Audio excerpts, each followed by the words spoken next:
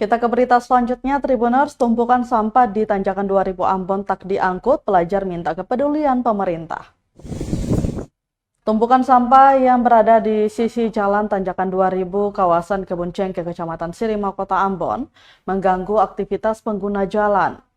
Pantauan tribunambon.com sekitar pukul 2 siang di lokasi, terlihat tumpukan meluber nyaris ke badan jalan.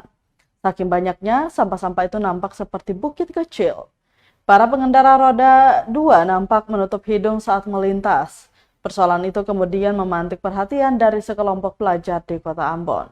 Siswa Madrasah Sanawiyah Negeri Ambon, Arif Latuponu, mengatakan kondisi ini sudah pasti dilihat oleh pegawai pemerintah yang pulang pergi kerja melewati jalan tersebut. Seharusnya mereka sadar dan bertindak untuk mengatasi persoalan sampah yang menumpuk. Dia berharap agar pemerintah kota atau Pemkot Ambon bisa peduli dengan permasalahan sampah, terkhusus di kawasan Tanjakan 2000.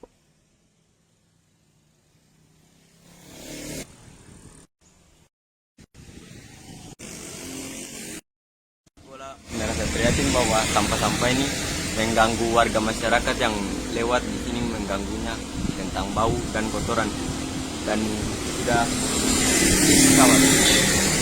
Dan pemerintah sudah melihatnya, tapi mereka tidak, petugasnya tidak datang mengambil kotoran di sini.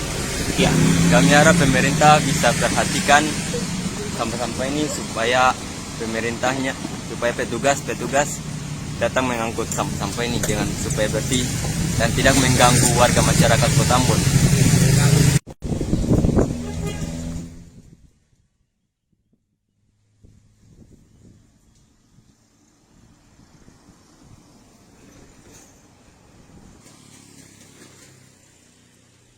Download Tribun X sekarang, menghadirkan lokal menjadi Indonesia.